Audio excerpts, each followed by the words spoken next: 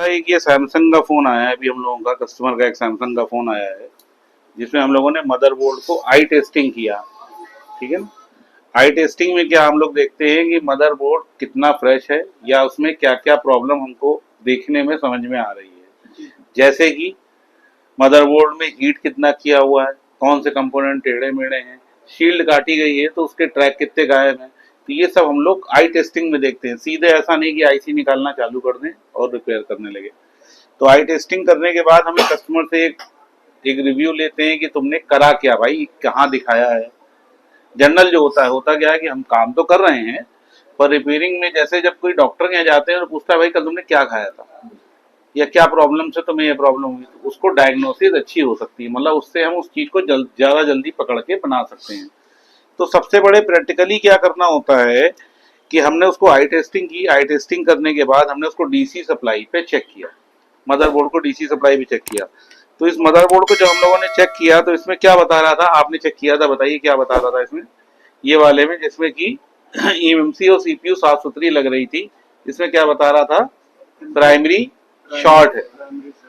Primary short है का मतलब इन्होंने क्या किया कि इन्होंने डीसी सप्लाई का जो है जैक लगाया, इसमें बैटरी हटा के डीसी सप्लाई से ऑन किया तो डायरेक्टली तो इसमें एम्पियर लेने लग रहा था। मतलब स्विच तक हम पहुंच ही नहीं पाए, डायरेक्ट एम्पियर ले रहा था, 2 एम्पियर तक डायरेक्ट ले रहा था। इतना ऊपर हाई एम्पियर लेने का मतलब है कि प्राइमरी शॉर्ट है, मदरबोर्ड शॉर्ट है। अब इसी का ये सेकंड मॉडल, ये तो सैमसंग का फोन था जिसके बारे में हम लोग डिस्कस कर रहे हैं जो आया है अभी। ये प्रैक्टिकली दूसरा फोन है, ये वाला है ओप्पो का। ये ओप्पो का फोन आया। इस फोन में दूर से ही हमको फुल टेस्टिंग में समझ में आ रहा था कि किसी ने ईएमसी और सीपीयू को हीट किया हुआ है। ये आईसी ईएमसी सीपीयू हीट की हुई है। तो इसको, ये तो हम लोग को फुल टेस्टिंग में समझ में आ गया कि इसमें किसी ने कारीगरी करी हुई है, शील्ड उखड़े हुए हैं, कंपोनेंट टेढ़े मेढ़े हैं, सीपीयू ईएमसी हीट किया हुआ है। तो हम लोग को एक जनरल वे में समझ में आ गया बिना टेस्टिंग के कि हाँ इसमें कुछ ना कुछ कहानी है। तो अब हमने इसको फिर से हमने भी वही किया। सबसे पहले हम क्या करते हैं, बैटरी की जीआर चेक करते हैं। तो हम लोगों ने बैटरी की जीआर चेक करी थी, इसकी प्राइमरी की जीआर ओके थी, रिवर्स में और फॉरवर्ड में दोनों ओके थी। चेक करने के बाद हमारा सेकंड पोर्शन आता है कि हमने डीसी सप्लाई लगाई। डीसी सप्लाई हमने 4.2 वोल्ट पे लगाने के बाद इसमें देखा तो इसमें प्राइमरी हमारी शॉर्ट नहीं थी। इसके बाद हमने इसको स्विच दबाया, तब इसने 1.2 से लेके 1.8 तक जो है एम्पियर ली। तो इससे हमें समझ में आ गया कि इसकी हमारी प्राइमरी ओके है, सेकेंडरी में प्रॉब्लम है। जो कि हमने कूल टेस्टिंग में देख लिया था कि हमारी ईएमसी आईसी और सीपीयू में हीट काफी दे रखी हुई है, यहाँ तक कि उसकी बॉलें भी नजर आ रही हैं। एक बार हम आपको लाइव प्रैक्टिकल दिखाते हैं इसका। ये हम लोगों ने ईएमसी सीपीयू लगाया है, ये देखिए इस कंडीशन में ही आया। अभी हम लोगों ने कोई छेड़खानी इसमें नहीं की है।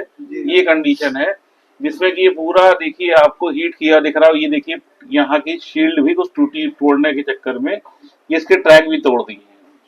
ठीक है ना। इसमें लगा हुआ है मीडियाटेक का सीपीयू, लगा MT6765। ठीक है। अब इसकी हम ये देखते हैं, ये देखिए एमएमसी भी काफी डैमेज है। तो हमने टेस्टिंग करी, हमें इसकी प्राइमरी सही मिली, स्विच भी काम कर रहा है, पर इसकी जो है सीपीयू एमएमसी वर्क नहीं कर रही है। अब देखिए इसका पीछे का जो बोर्ड है ये देखिए साफ सुथरा है, शील्ड उतारी है पर ये साफ सुथरा है, इसमें कोई भी हीट करने का ऑप्शन इन्होंने नहीं किया है। अभी इसमें लगी हुई 6397 सीआरवी, 6357 सीआरवी लगी हुई है जो कि एक पावर आईसी है। आसपास इसके देखिए एलडीओ लगे हैं पर ये साफ सुथरी है। ये देखिए बाकी मदरबोर्ड ठीक है। तो अब हम लोग इसमें सीपीयू और एमएमसी पे काम करेंगे। सबसे पहले सीपीयू और एमएमसी को रिवॉल्व करके देखेंगे। अगर सीपीयू एमएमसी रिवॉल्व करने में पावर ऑन हो जाता है, ओके हो जाता है तो अच्छा है, नहीं तो फिर एमएमसी की हेल्थ चेक करके ईएमसी की प्रोग्रामिंग करी जाएगी। तो ये इसका प्रोसेस है, कस्टमर को खर्चा बताने के बाद का एक आइडिया दिया जाता है।